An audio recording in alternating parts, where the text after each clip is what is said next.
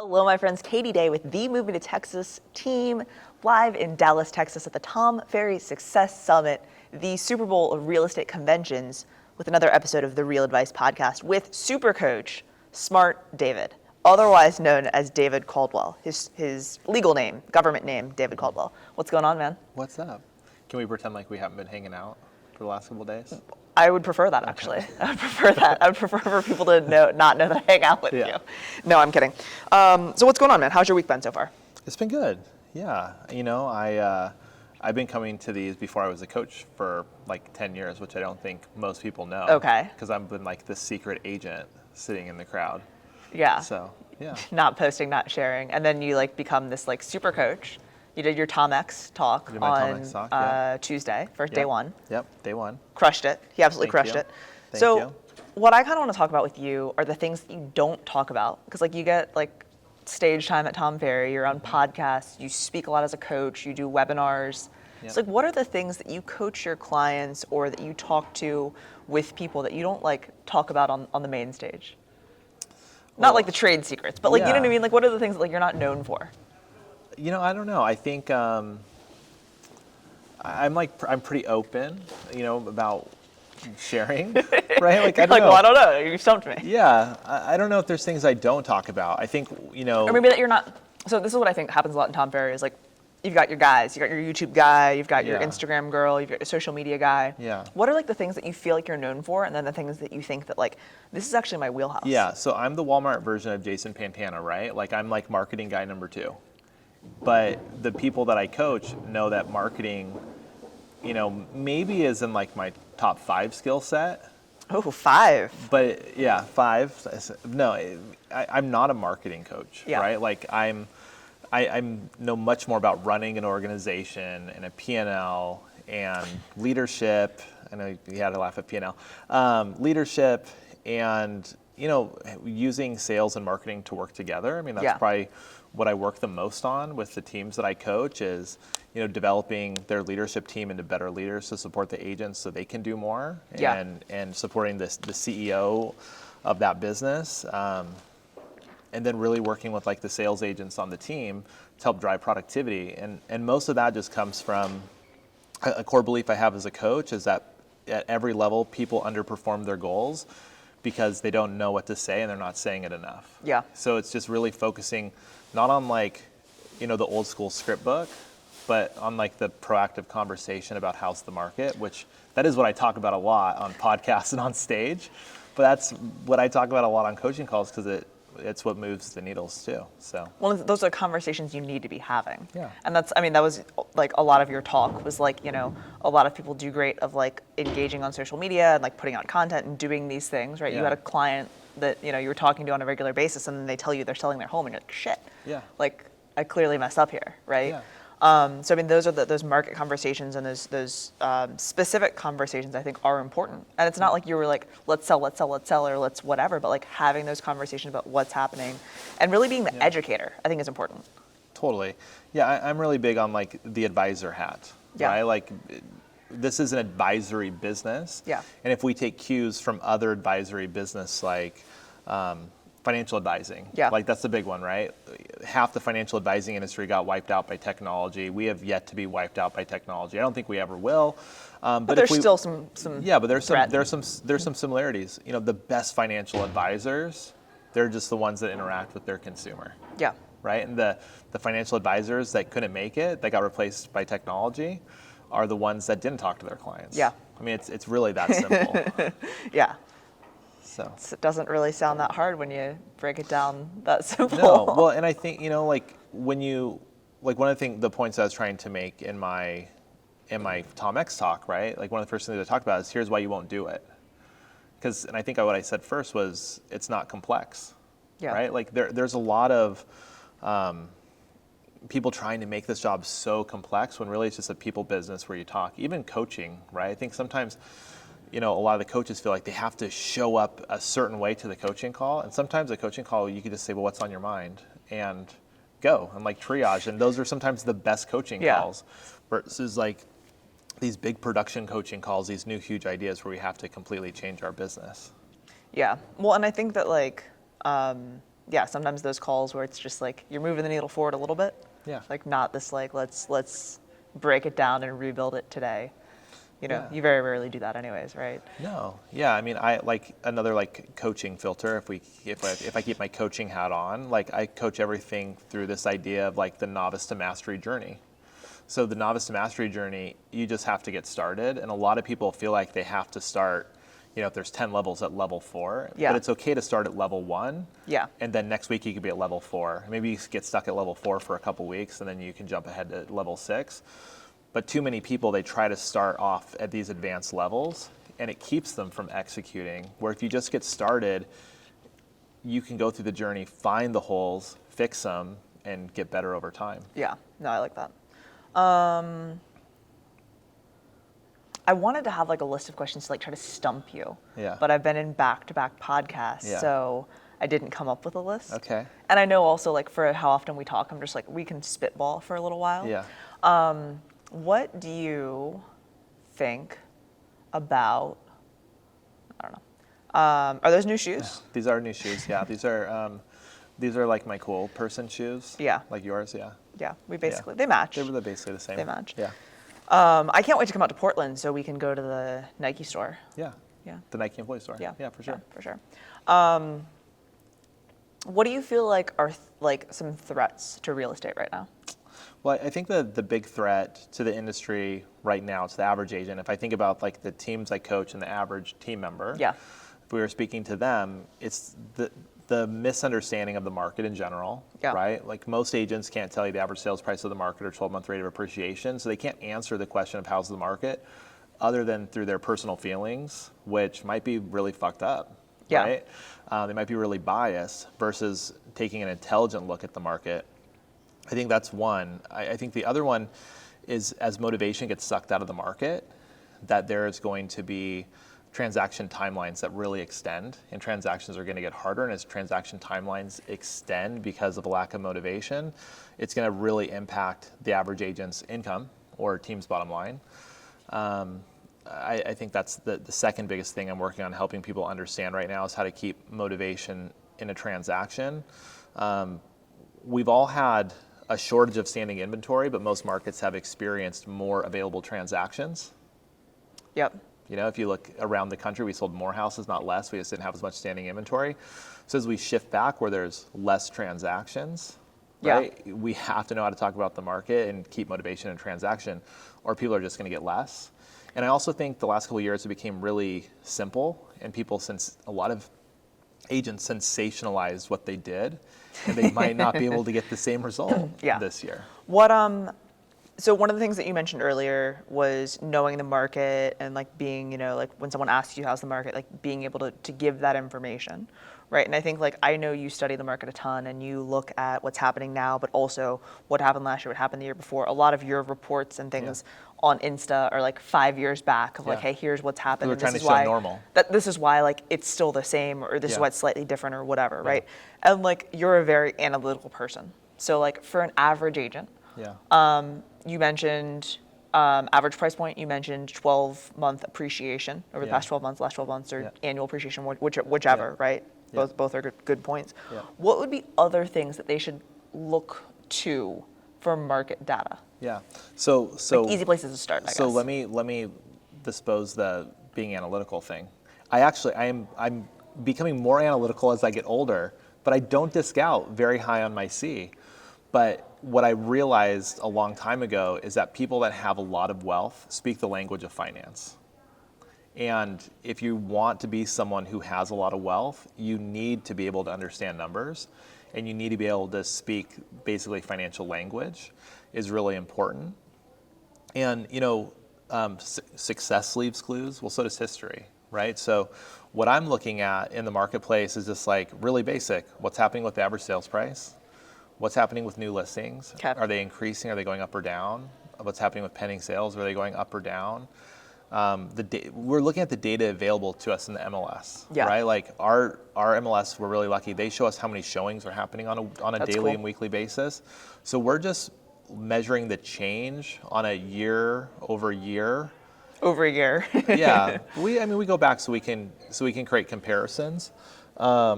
But what we're doing is we're just trying to find the story by looking at the data. And if you look at the data a lot, you're going to find the story. You know, if you're someone who wants to learn about the real estate market, like every quarter, there's earnings calls from publicly traded companies. Yep. If you go listen to those calls, you're going to start identifying trends. The first couple of calls you listen to, you might be like, what the fuck am I listening to? But after a year or two, like you'll be able to identify, you know, industry leaders, trends, etc. Yeah. Sometimes I feel like, though, what are your thoughts on, you know, most earnings calls are like, you know, the CEO or whoever founder. No one ever says anything bad in their earnings call, right? You know exactly where I was going. Yeah, but if you listen to the end, you know, sometimes mature companies, the analysts that they have on or the companies investing in them, sometimes those analysts will ask very tough questions. Yeah, and you can't hide from them. Younger companies, they never have tough analysts on. They just have people that give them pats on the back, right? But mature companies, a Zillow, a Remax, you know, companies that have been around for a long time, they'll get tough questions. With the things going on with Compass right now, they'll likely get some tough questions, of course, because they have people that have, you know, lost money on that stock, and hey, how are you going to turn this around? Because they're trying to figure out, you know, is this something I hold? Is this something I get rid of? You know, what happens? So. No, and that's because that's like, you know, I feel like every earnings call, you know, especially over the past year, it's the right? It's the hype squad. Yeah. It's like, well, we had another great quarter, y'all. Yeah. But you know, okay. Well, I like that. I think that, you know, being able to look at the historical data is important. You know, and that's something that we now on a week-to-week basis. Like I remember back in 2020 when Tom was like, you should do a weekly market update. Yeah. So I started doing a video every single week. So every single week I was looking at the numbers. And like now I know like where we stand on listings. I'm like, well, last year we were at, you know, now we're at 24,000, I think, active listings on the market. And that's like double where we were, you know, and it's like watching those numbers just by seeing it every single week, you know? Totally. And I think one thing that's really underappreciated in this task for the average agent is how much more confident they feel going into appointments. Oh, so much. How conversion increases.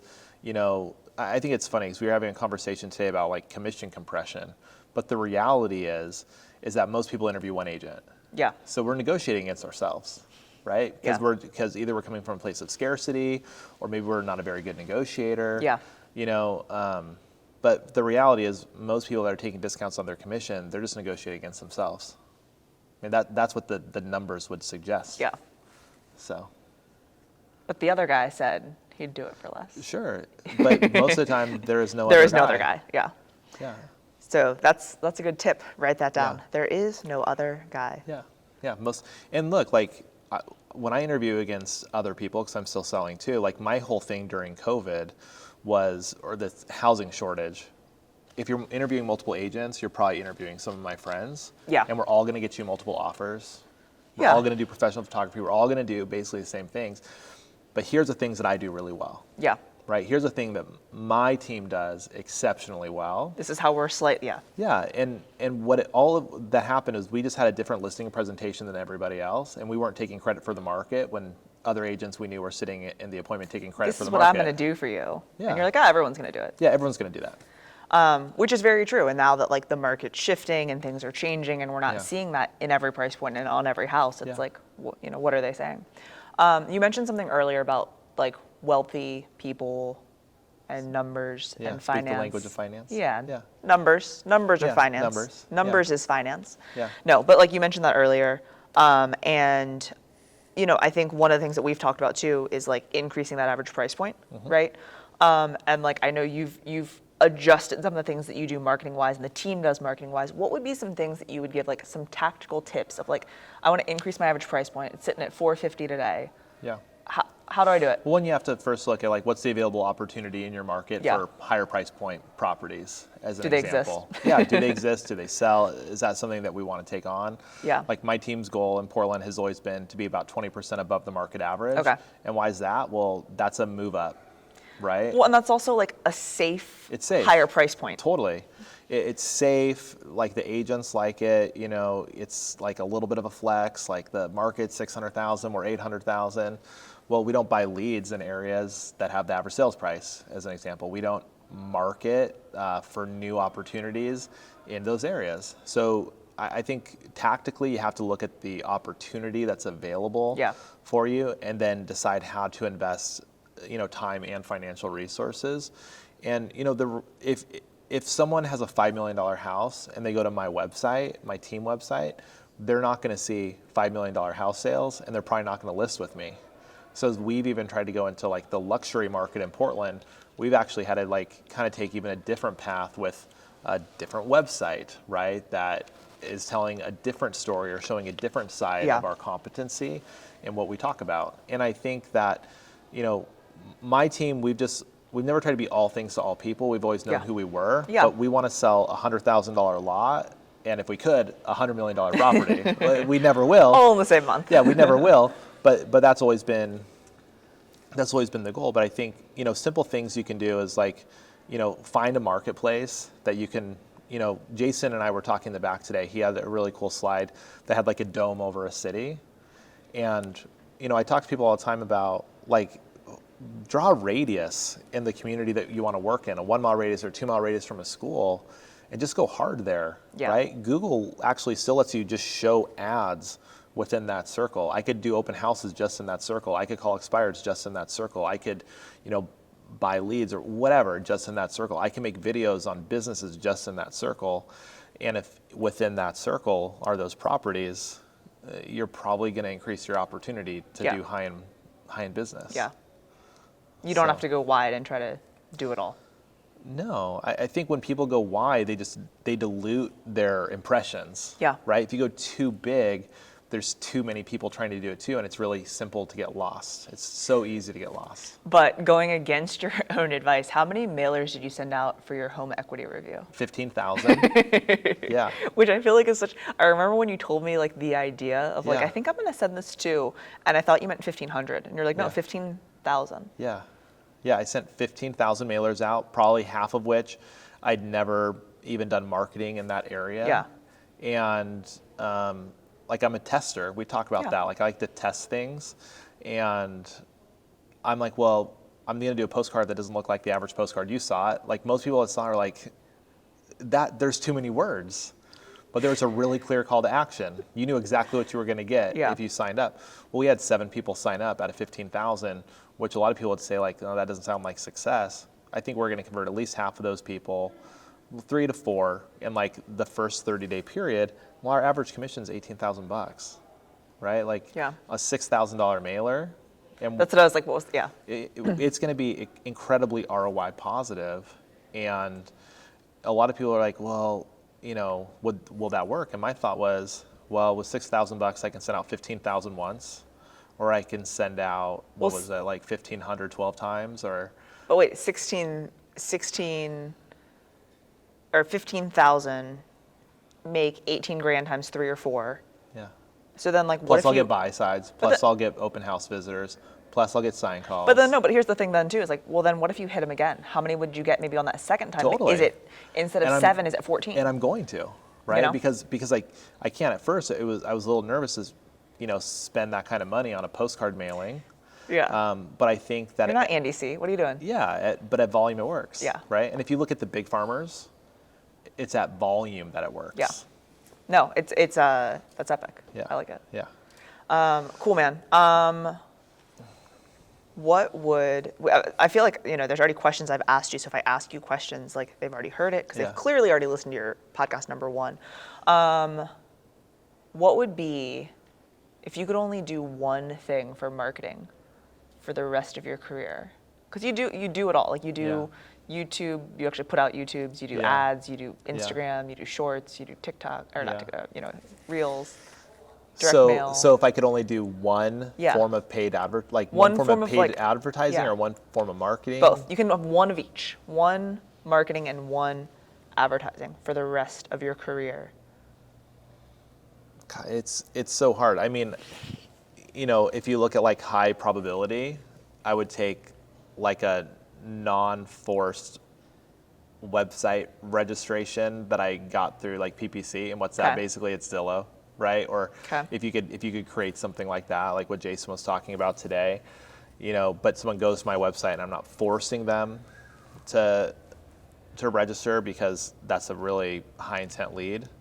because they're searching for something, and then I'm not making them do something, they're doing it because they want They to. want to. So for paid, it would be that. And I mean, I'm really high on like my home equity review idea. I would probably do that for like the non-paid advertising. Okay. You know, there was a panel today with Andy C, since you brought him up, DJ, DeSella, and Lindsay, and Tim Smith. And all those guys probably have, what, $1 million marketing budget? Easy. But are their businesses prospecting-based marketing enhanced or marketing-based prospecting enhanced? Prospecting-based marketing They're enhanced. all prospecting-based businesses. Yeah. And I wanted so bad to go up to the mic and cut in front of people, being like, Andy, what color are your eyes? Or like just walk up to Tom and be like, will you ask this question, please? Yeah. You know, as a coach. But something that's gonna like put me voice to voice faster with the consumer is what I'm always gonna choose. Yeah. The biggest businesses in real estate, that's what they're centered around. Yeah. Yeah. Cool, man. Well, I appreciate you so much. You know this. If someone does not already follow you on social media, where's the best place for them to find you? I'm desperate for followers. Vanity Play. What is your Instagram username? Yeah. David C. Caldwell. All right. So please go follow. If you ever want to watch this podcast or listen to this podcast again, you need to follow him so that we can continue to make podcasts like these. Please. You're so dumb. All right.